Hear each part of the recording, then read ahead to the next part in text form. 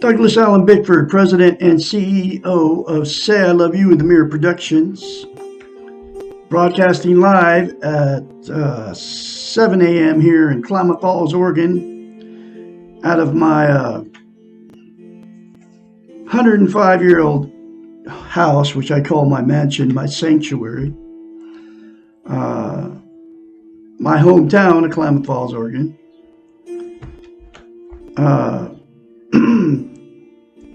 It is the 20th of May, 2022. Anyway, unless I already told you that. But it's okay, because I'm live. I can't fix it. But I got to put this thing away first. Hold on a second.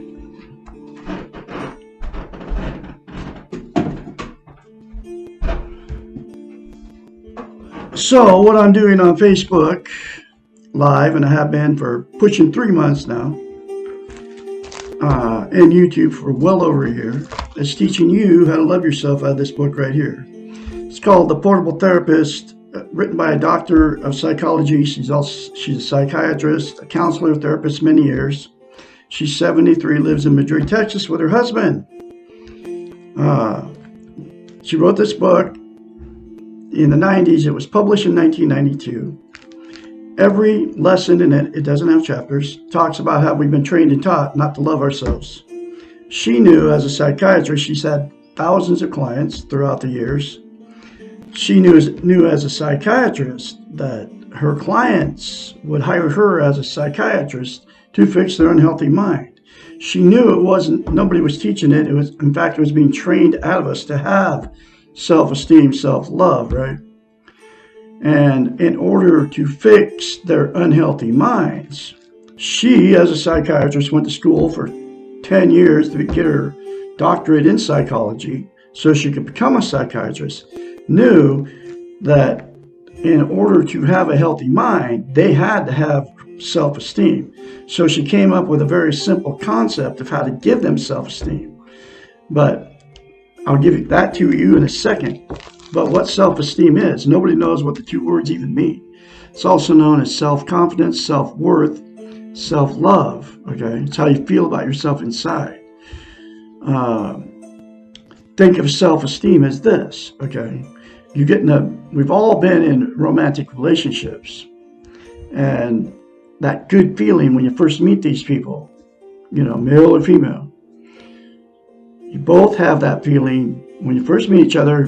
They can do no wrong. You're on cloud 9. Okay, both of you are. Well, that good feeling is what self-esteem is towards yourself. Okay, and she came up with a way to give it to her clients on steroids, and here it is. It's called mirror therapy. You look at yourself in the mirror, you say, I love you, say, I love my inner child, say, I'm worthy to be loved, worthy to love, say, I'm full of goodness. Okay. You say those 4 things to yourself in the mirror from her, a psychiatrist, Dr. Susanna McMahon. It will give you self-esteem on steroids, and trust me, it works. You have to say those 4 things to yourself in the mirror daily for the rest of your life to maintain it, because saying the 4 things to yourself in the mirror instead of criticizing yourself, folks, which we all do, especially when we get older, will give you self-esteem, but to maintain it, you have to practice it daily. It's like lifting weights. If you start lifting weights and then you stop, you have to start over again because you lose the muscle mass. Self-esteem to maintain self-esteem is the exact same thing, but for the brain, okay? And it comes from her, a psychiatrist. You have to say those 4 things to yourself in the mirror daily for the rest of your life, and then you will maintain it once you get it. I mean, it'll come to you as soon as you say that to yourself in the mirror, seriously. And instead of criticizing yourself, folks, take less than 10 seconds. I love Douglas Bickford. I love my inner child. I'm worthy to love. I'm worthy to be loved. I'm full of goodness. That's how long it'll take you, folks, to change your life. And here's why she came up as a psychiatrist with mirror therapy. We cannot lie to ourselves in the mirror. It's a psychological event that happens in our brain. So it's very easy for you to say bad things to yourself in the mirror in the morning or think them because that's what you feel about yourself, and you're not lying to yourself in the mirror. But you can't say good things about yourself, which those 4 things to yourself in the mirror daily are good, okay? Because you don't believe it about yourself, and you're not lying, you're lying to yourself in the mirror if you say it, and that's why you feel so weird when I tell you to do that, okay? Because you can't lie to yourself in the mirror. So, the very first time, you'll have to force yourself to do it, okay? And then you just have to keep saying it for the rest of your life, literally, to maintain it. Okay, so without self-esteem, we can't love, we can't be loved, and we also cannot be content. What content means, you feel good about how, where, and what you are, okay? It's also known as internal peace. There's 10 things that people are using to try to be content. They are drugs, alcohol, sex, food, gambling, television, religion, another person, material possessions, or money. 10 things. All of those are known as externals. They're outside of yourself. They will make you content temporarily, but it never lasts. You know what I'm talking about. The alcohol buzz goes away, the drug high goes away, and then you have to do more. The sex feel good goes away, the television feel good goes away as soon as you turn it off. The gambling feel good goes away when you lose, especially. All of them, all those 10 things are the exact same thing. The feel good is always temporary. There's absolutely only one thing that'll make you content permanently, and that's to attain and maintain self-esteem. And those 4 things to yourself in the mirror will give it to you if you do it, and you do it daily, okay? And then you will be content permanently, and you won't have to use the 10 things anymore to try to make yourself content, which are always temporary, okay? And the other thing about self-esteem, can't love or be loved without it. So what happens is, you'll meet somebody just like you. You'll attract somebody with no self-esteem. And then once that good feeling goes away after you meet that person, you've all been in these relationships where the feel good went away, you move in and all the everyday stuff starts happening, whether you married them or not, okay?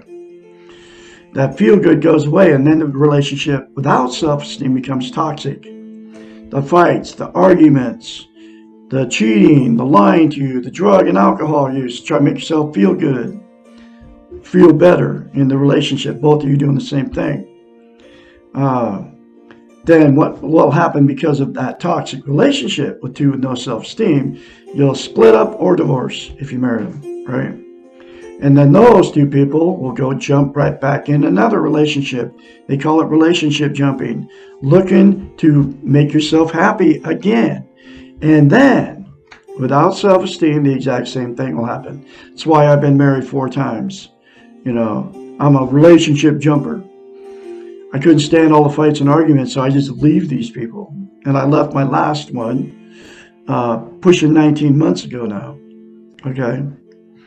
I'm not a relationship jumper anymore because now I've attained self-esteem because of 4 things to myself in the mirror, because of my psychiatrist. Her name's just like I said, Dr. Susanna McMahon. The next thing will happen in two people without self-esteem. You'll stay in that relationship forever. There's a lot of people doing that too. And even though the relationship's bad, you both know it's bad. You bicker and you fight and argue and, call each other names and, you're just joking, but you're calling each other names. You all know what I'm talking about. Mom and dad, grandma and grandpa, great grandma and grandpa. Oh, it's just mom and dad, it's grandma and grandpa. It's just great grandma and great grandpa. That's just the way they are. And then, so everything, all that physical, emotional, sexual abuse from those two people to all the children and all the grandchildren and all that just gets swept under the rug, okay? And they stayed together. And the reason they stayed together was because they didn't want to be a failure. They're afraid to leave. They had nowhere to go. They don't want to be an embarrassment to all their friends and family and the church members. Oh, they couldn't make it, all that. And they're afraid to leave. Because they need that person for whatever reason, even though they both know it's a bad relationship, and it has been for years, okay? Then it becomes dysfunctional families, okay? Then they shoot out dysfunctional children, dysfunctional grandchildren. The exact same thing happens in all these different relationships, okay? Then the last thing that'll happen, because the two with no self-esteem, is the two people involved, they've been married more than once and they've had all these failed relationships, and they say, screw it. I'm just going to exit out of that whole scene and just be alone for the rest of my life. And there's a lot of people doing that too. You can see them around town here in Clown Falls, Oregon, where I live. They quit shaving as a man. They quit combing their hair, washing their hair. They don't worry about putting makeup on as a woman. And they get overweight and they don't care anymore. They just exit out of life because they couldn't find a love relationship. I see it all the time. Not me. I went the opposite direction because I attained self-esteem in the last 18 months. Okay. And I'll never, ever lose it. I continue to say that to myself in the mirror daily and continue to try to teach you how to love yourself through my video series here. Okay. And I'm going through the next lesson. I call them lessons. From the portable therapist, from a psychiatrist, my psychiatrist. I am her spokesperson. She's nowhere to be found. She's my psychiatrist now. She's my therapist. And I'm teaching you how to love yourself. And it's actually very simple. Those 4 things to yourself in the mirror daily without fail will give you self-love, self-confidence, self-worth. That's why I am full of it now, very confidently spreading another lesson from her book. It's my life's work. Okay. This is lesson number 4. What makes the world so crazy? We are living in a time when the numbers of people who exhibit serious problems. Now, this was written 30 years ago, folks. Think about it, how it is now because of all the social media. Who exhibit serious problems with life exceed the numbers who are living well. Perhaps it is time to turn from perceiving the individuals as the problem and refocus on their training. And here's where it comes.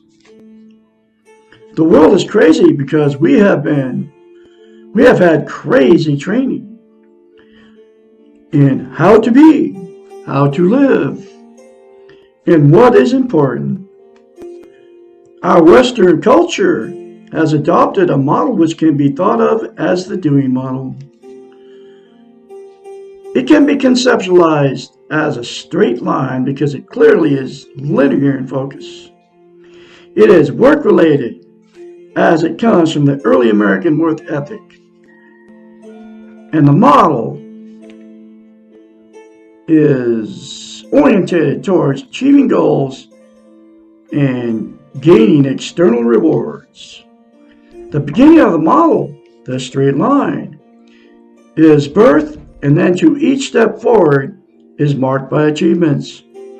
Each step forward means obtaining something new, a degree, a promotion, a marriage, A bigger house, more cars, more wealth, and on and on and on and on. You all know what she's talking about here.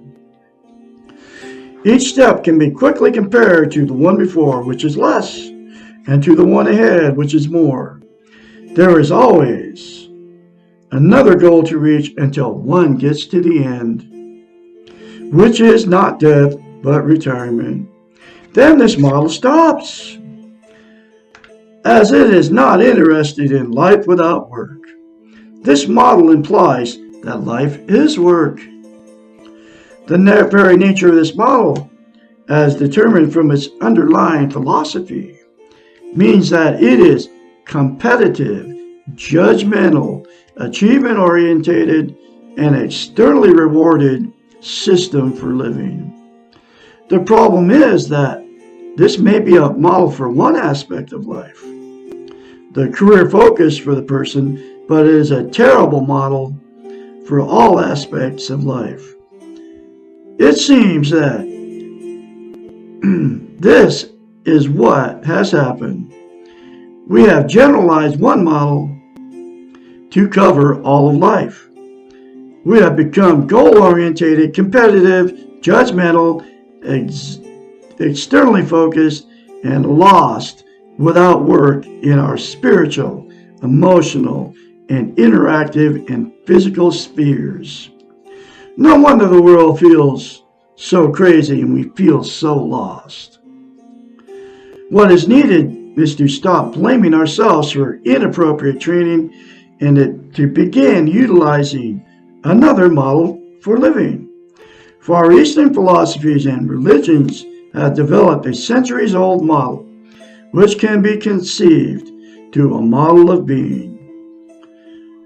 Think of this model as a circle which spirals inward without any beginning or end. There is no better place to be on this model. Just being on it is enough. As a matter of fact, being is enough. Because it is circular, this model continually recycles, meaning that you return to where you have been before, but because it spirals inward, you are never in exactly the same place as before. You are constantly changing, and everything you perceive is seen as if for the first time with your changed eyes. Because there is no known end, there can be no goal in getting to the end. Thus, the journey is the goal. It is being on the path, not on the final destination, that is important. And there is no competition, because where you are on the model is where you are, not comparable to where anyone else is. There is no judgment, because there is no one judging. This then becomes the model of acceptance. The Western model of doing is a paradoxical model in that most people hope to achieve goals that are not obtainable with the model. The goals of peace and balance and inner power are found with the Far Eastern model of being, which is not the goal-oriented model.